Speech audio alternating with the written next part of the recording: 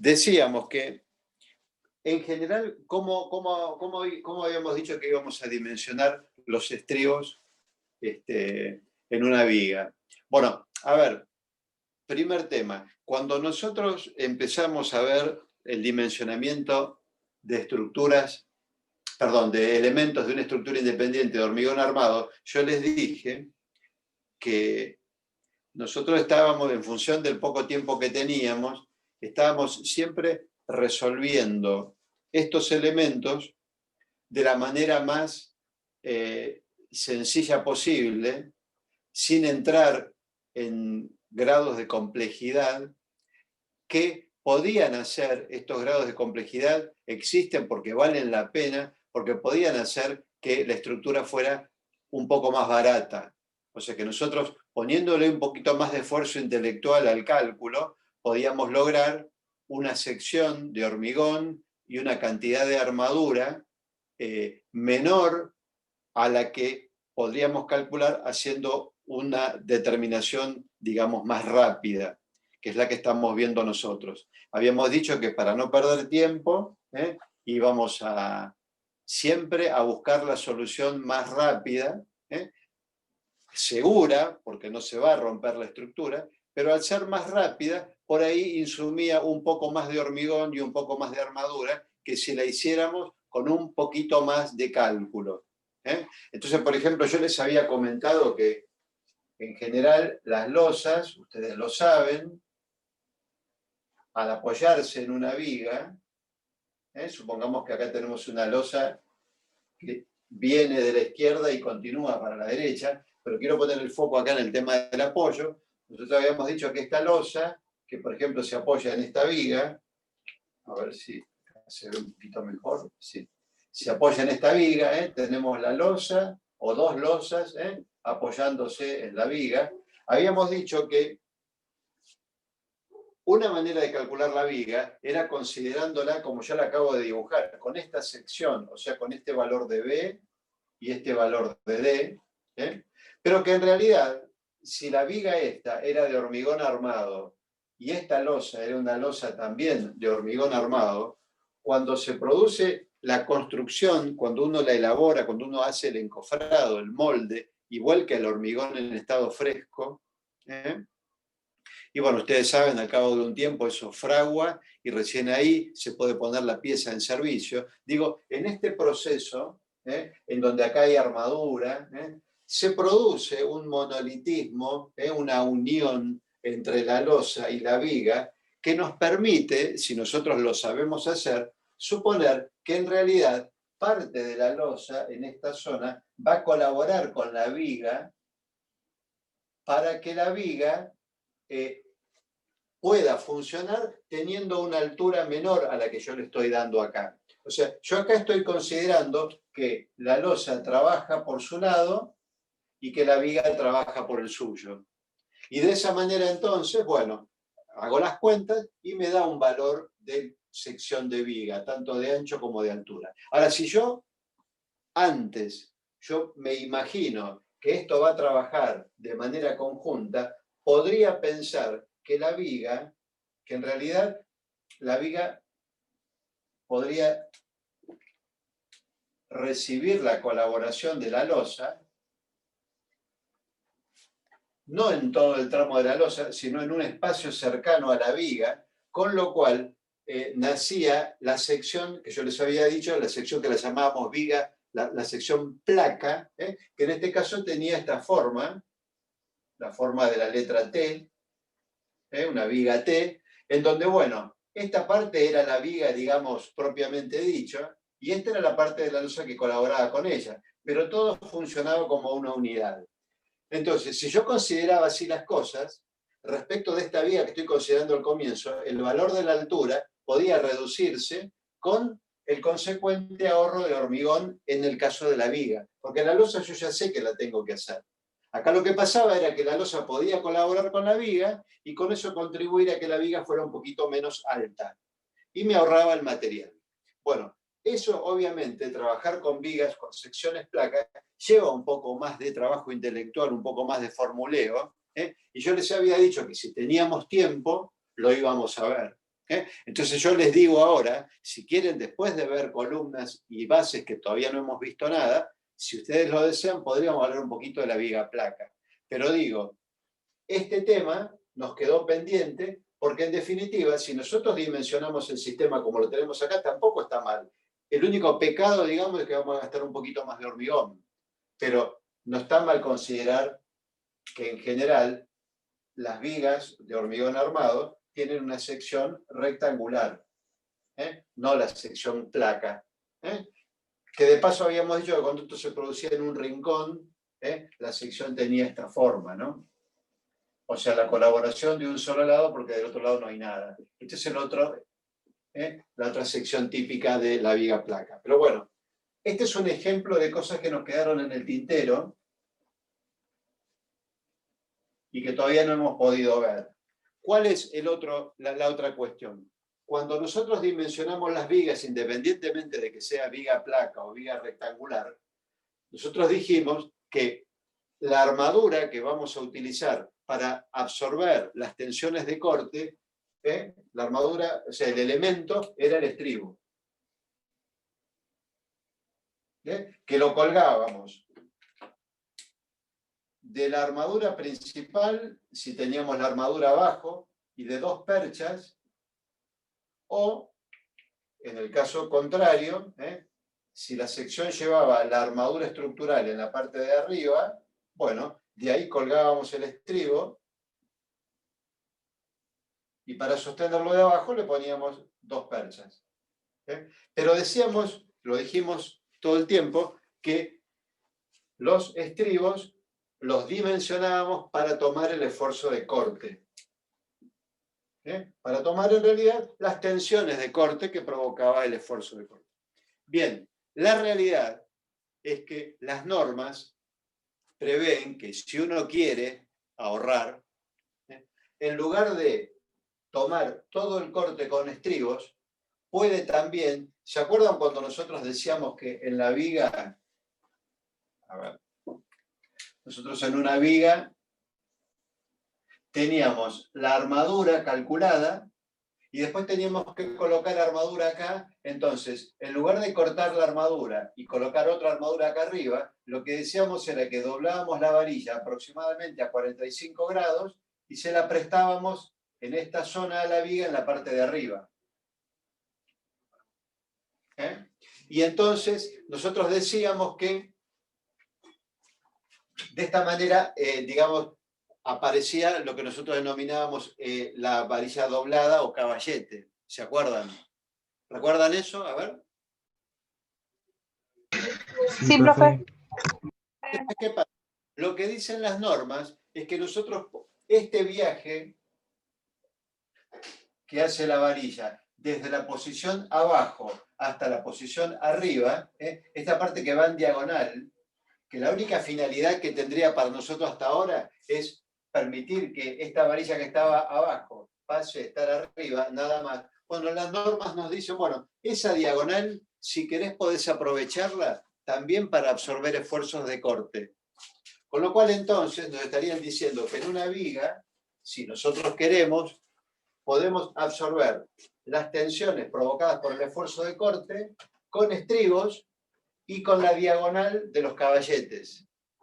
Y obviamente, si nosotros elegimos este camino, vamos a necesitar menos estribos, porque ya parte del corte lo estamos tomando con la diagonal del caballete. ¿Esto en qué se traduce? Otra vez, en una economía en el producto final, porque estamos utilizando menos estribos, estamos utilizando menos armadura. Nosotros, en honor a la simplicidad, para no perder tanto tiempo, porque era justamente lo que nos faltaba, dijimos, bueno, no vamos a tener en cuenta este tema y vamos a absorber todo el corte con estribos. Con lo cual, como les decía, el pecado que estamos cometiendo es que estamos gastando un poquito más de armadura, pero eso no quiere decir que esta viga se nos vaya a romper porque estamos tomando solamente el corte con estribos. ¿Estamos de acuerdo? Sí, profe. Y esta es otra de las cosas que nos quedaron pendientes, pero repito, es mucho más simple calcular el corte de una viga con estribos y mucha gente lo hace. no porque no sepa calcular lo de la varilla doblada, sino porque considera que el ahorro en armadura que hacemos por esa vía no se justifica por el tiempo que hay que emplear a la hora de calcularlo. Con lo cual digo, las normas permiten, las normas autorizan a calcular todo el corte de una vía con estribos, no es que estemos haciendo nada en contra de las normas, pero era una cuestión que les quería recordar. Y hablando de los estribos, y para terminar con este tema, ¿se acuerdan que, bueno, a ver, ¿cómo era la operatoria para determinar los estribos? Nosotros calculábamos una tensión de dimensionamiento y con ese valor entrábamos a una tabla y obteníamos los estribos a colocar. ¿Cuáles eran las dos variables que estaban en juego? El diámetro de la armadura y la separación. Por ejemplo, nosotros llegábamos a una solución del tipo, bueno, acá hay que colocar estribos del 4,2 cada 30 centímetros. Esa era la solución. ¿Cómo ingresábamos a la tabla para obtener estos dos valores? Bueno, con el valor de la tensión de dimensionamiento. ¿Y qué pasaba? La tensión de dimensionamiento tenía diferente fórmula en función de la zona en donde estuviéramos. Habíamos dicho que la zona de las bajas tensiones, la zona 1, tenía una fórmula para la tensión de dimensionamiento. La zona 2, la zona de las medianas tensiones, tenía otra fórmula para obtener la tensión de dimensionamiento. Y la zona de las altas tensiones, la zona 3, tenía otra fórmula. Con lo cual, a la hora de calcular la tensión de dimensionamiento, uno tenía que estar bien seguro de en qué zona iba a estar. Porque si se equivocaba de zona, se le podía romper la viga porque estaba evaluando mal las tensiones de corte. Lo repasamos si quieren. En la zona 1, la tensión de dimensionamiento era 0,40 por la denominada tensión de cálculo. La tensión de dimensionamiento en zona 2, en cambio, era esa tensión de cálculo elevada al cuadrado sobre uno de los límites, el tau sub 0,2, uno de los límites, el límite que estaba, no sé si lo recuerdan, entre la zona 2 y la zona 3, el tau 0,2. Y por último, en zona 3, la tensión de dimensionamiento era directamente igual a la tensión de cálculo. Tres fórmulas diferentes para medir lo mismo, lo que pasa es que estamos en distintas zonas. Y entonces, ¿qué pasa? También las diferentes zonas tenían diferentes separaciones máximas. No sé si lo recuerdan a eso, y es lo que quiero puntualizar. Nosotros habíamos dicho que en zona 1, ¿cuál era la separación máxima tolerable?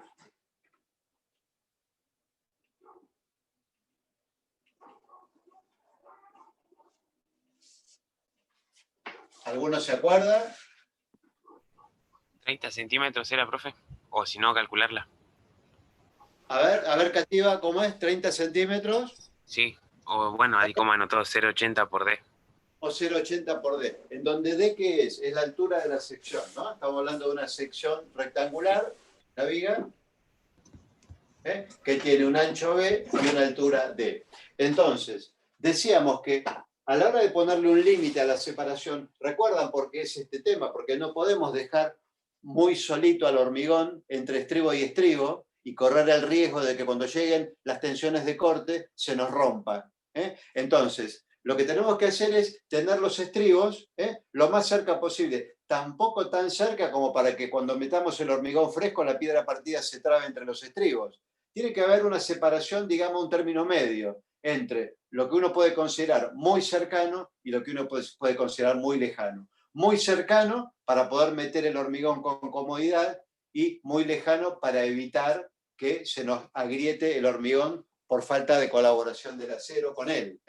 Entonces, decíamos que el tope que le poníamos a la solución que nos diera la tabla era decir, bueno, en zona 1, si uno mira esto, en principio diría, bueno, no puedo elegir una solución que implique una separación entre estribos mayor a 30 centímetros. Bien, está bien eso, mayor a 30. Ahora, ¿qué pasa? Dice O, porque puede haber un caso Puede haber un caso en el que ya 30 centímetros sea mucho. Por ahí tengamos menos. El límite que nosotros deberíamos poner por ahí es menos. Entonces la norma lo hace depender a ese límite del tamaño de la sección. Entonces cuando las secciones son pequeñas, por ahí este límite se achica y ya no es 30, es menos. Por ejemplo, que era el caso que yo les había dado, si estamos con una sección chica de hormigón que tiene, pongamos, 30 centímetros de altura, supongamos una sección de, qué sé yo, 15 por 30, si quieren. Yo vengo calculando una viga de 15 por 30. Es una viga relativamente chica. Entonces, ¿qué pasa? Si la altura es 30, cuando yo multiplico 0,80 por 30, me da 24. Entonces, en este caso, ese es el límite. No es 30, es 24. Siempre va a ser el límite más chico, el más restrictivo, el que tienda a que el estribo no se separe tanto del siguiente. Entonces, acá cuando uno, yo digo porque vi que algunos se confundían con este concepto. Entonces, acá lo que uno tiene que decir es, bueno, en principio, la separación máxima en zona 1 es 30 centímetros. Así como en la zona 2 era 25 y en la zona 3 era 20. En principio. Pero, ojo que puede ser menos, porque depende del tamaño de la sección. Acá era 0,8, acá se acuerdan era 0,6 y acá era 0,3 de D. Entonces, no nos casemos con 30, puede ser 20 y pico. No nos casemos con 25, que puede ser 20. O no nos casemos con 20, que puede ser 15. ¿De qué depende eso? Del tamaño de la sección. Obviamente, cuanto más grande es la sección, más probable es que el límite sea 30, 25 o 20. ¿Se entiende esto? Sí, profe, se entiende. Sí, profe. ¿Quedó más o menos claro? Bien. Bueno, era lo único que me dejó dudas respecto a lo que habían presentado algunos. Bien, vamos a ver o a empezar a ver el tema de las columnas.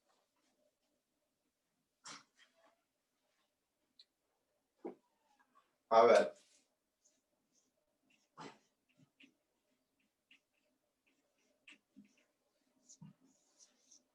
Columnas de hormigón armado.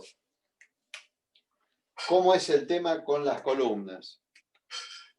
Bueno, en primer lugar, la gran diferencia que tenemos con las vigas y con las losas es que, bueno, como siempre dijimos, la estructura de sostén de una losa o de una vivienda es, a la losa hay que sostenerla con vigas, a las vigas hay que sostenerlas con columnas y a las columnas hay que sostenerlas con bases. Y obviamente esas bases tienen que ser sostenidas por el suelo de fundación, porque si no todo esto tampoco sirve. Entonces hay como una interrelación. Nosotros tenemos que la losa es el elemento que recibe la carga, es la razón de ser de todo el cálculo, porque nosotros lo repasamos. ¿Cómo empieza el cuento este? Con una planta de arquitectura. Un planito en donde alguien pensó que acá va a ir un dormitorio, acá va a ir otro dormitorio, acá va a ir un baño, acá va a ir un pasillo, etcétera, etcétera. Entonces tenemos diferentes locales que van a interactuar, que van a estar integrados. Y se nos ocurre a nosotros ponerlos a 3 metros de altura a eso, o a 6 metros de altura, o a la altura que ustedes quieran, pero en altura. Entonces, ¿qué es lo que tiene que suceder? Eso alguien lo tiene que sostener. Entonces decimos, bueno, a cada uno de estos locales lo vamos a sostener con una losa. Entonces, si por ejemplo en la planta de arquitectura que a mí me tocó, hay 2 dormitorios, un pasillo y un baño, o sea, hay 4 locales, bueno, yo tengo que pensar en que va a tener que haber 4 losas. Una losa para sostener un dormitorio, otra losa para sostener otro dormitorio, una tercera losa para sostener el pasillo y una cuarta losa para sostener el baño. Y entonces, claro, esas 4 losas van a estar en el aire. Ya sé lo que va a pasar si no les pongo algo. Entonces las tengo que sostener a las losas. Y lo que se me ocurre hacer es sostenerla con vigas, colocándole vigas en su perímetro. Ahora, claro, yo con las vigas resolví el problema de sostener a las losas. Pero la pregunta siguiente es, ¿y quién sostiene a las vigas? Entonces a las vigas, que son elementos lineales, les voy a tener que poner en cada extremo un apoyo para sostenerlas. ¿Y qué le voy a poner? En cada borde una columna. Y ahí resolver el problema para las vigas. O sea, las losas se apoyan en las vigas se apoyan en las columnas. Ningún problema. Pero ¿qué pasa? ¿Quién sostiene a las columnas ahora? Siempre estoy trasladando el problema más abajo.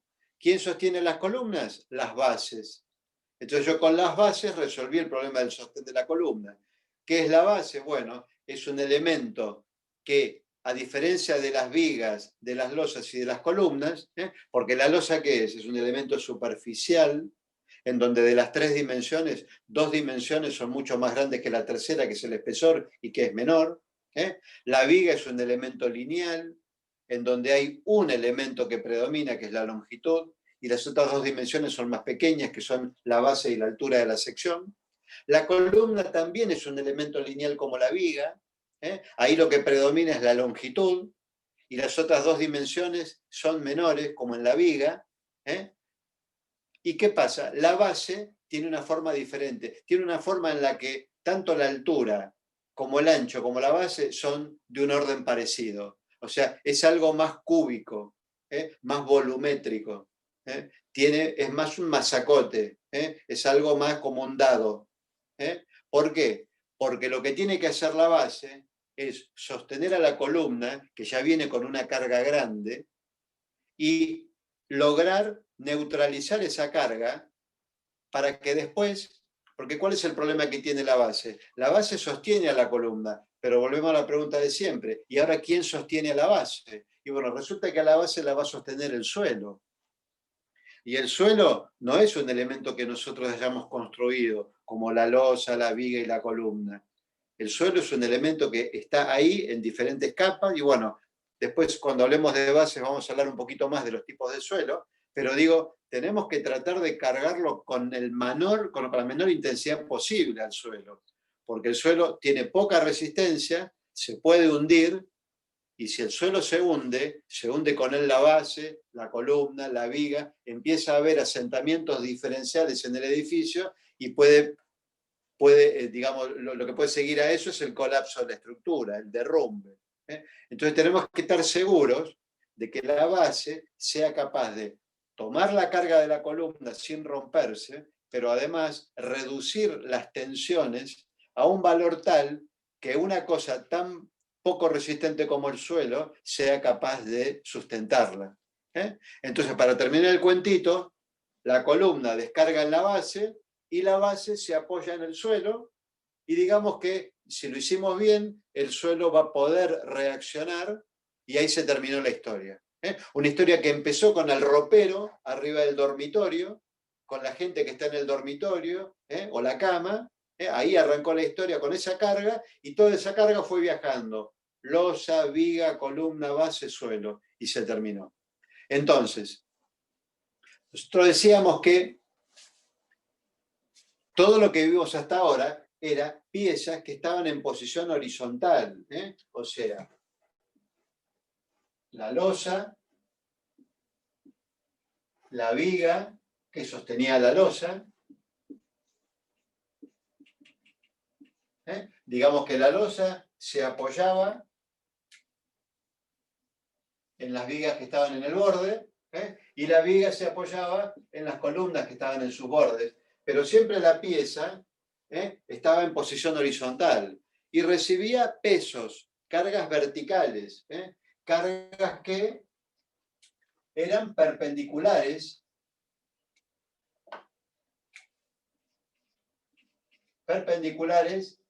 a su plano, digamos, en el caso de la viga, y también en el caso de la losa. Y entonces decíamos que el hecho de estar en posición horizontal, solamente apoyándote en los bordes y recibiendo cargas perpendiculares a tu plano, le provocaba tanto a la viga como a la losa lo que nosotros llamábamos, el estado de solicitación que nosotros llamamos flexión plana.